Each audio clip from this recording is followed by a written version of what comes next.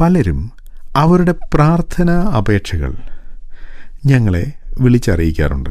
ഞങ്ങൾ അവയ്ക്കു വേണ്ടി പ്രാർത്ഥിക്കാറുമുണ്ട്.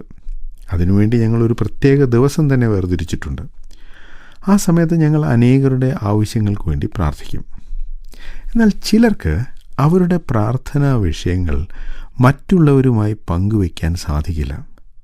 അതിന് പല കാരണങ്ങളുണ്ട്. അതിലൊരു പ്രധാന കാരണം ഈ പ്രാർത്ഥനാ വിഷയം വളരെ വ്യക്തിപരമായ ഒന്നായിരിക്കും എന്നതാണ്.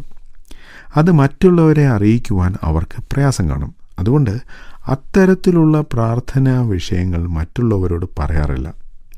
സ്വയം ആ വിഷയങ്ങൾക്ക് വേണ്ടി പ്രാർത്ഥിക്കുകയല്ലാതെ മറ്റൊരു മാർഗവുമില്ല. ഒരുപക്ഷെ നിങ്ങൾ ഇത്തരത്തിലുള്ള നിങ്ങളുടെ ജീവിതത്തിലെ പ്രാർത്ഥനാ വിഷയങ്ങളെക്കുറിച്ച് ഇപ്പോൾ ഓർക്കുന്നുണ്ടായിരിക്കും.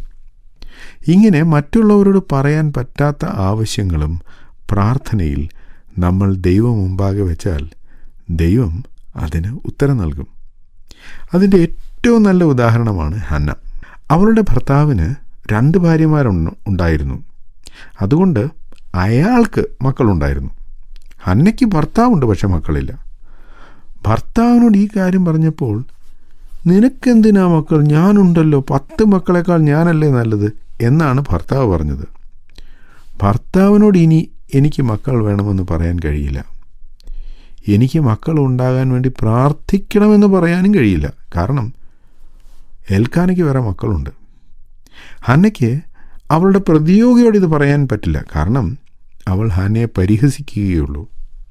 ഹന്ന തനിയെ ദൈവത്തോട് പ്രാർത്ഥിക്കാം എന്ന് തീരുമാനിച്ചു. അവൾക്കൊരു മകൻ വേണമെന്നതാണ് ആവശ്യം. അവൾ ദൈവസന്നിധിയിൽ പ്രാർത്ഥിക്കാനിരുന്നപ്പോൾ ആ പ്രാർത്ഥനാ വിഷയം ഉറക്കെ പറഞ്ഞ് പ്രാർത്ഥിക്കാൻ പോലും ഹന്നയ്ക്ക് സാധിച്ചില്ല. പക്ഷെ അവൾ പ്രാർത്ഥിച്ചു. അവളുടെ ചുണ്ടുകൾ മാത്രം അനങ്ങിയത് കണ്ട് ഏലി പുരോഹിതൻ അവളെ പരിഹസിക്കുക പോലും ചെയ്തു.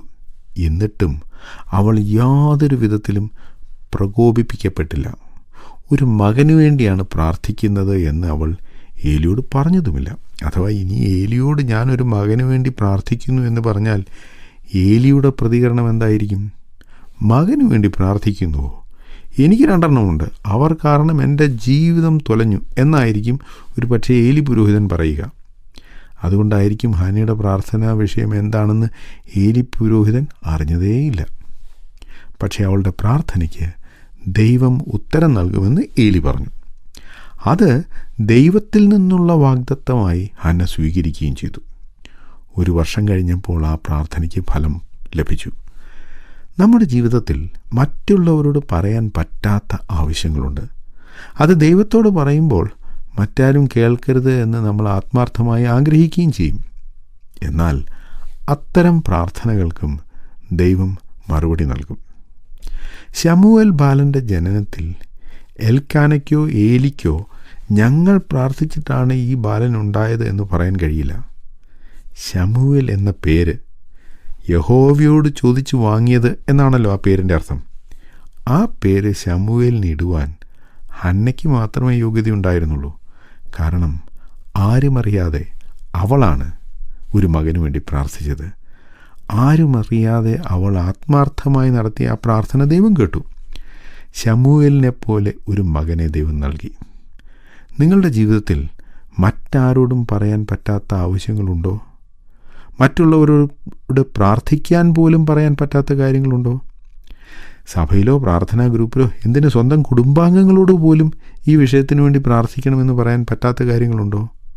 പേടിക്കണ്ട. നിങ്ങൾ ആ ആവശ്യത്തിനു വേണ്ടി പ്രാർത്ഥിക്കുക. ദൈവം ആ പ്രാർത്ഥനയ്ക്കും ഉത്തരം നൽകും. ആ പ്രാർത്ഥനയുടെ ഉത്തരം പക്ഷേ പലപ്പോഴും രഹസ്യമായിരിക്കില്ല.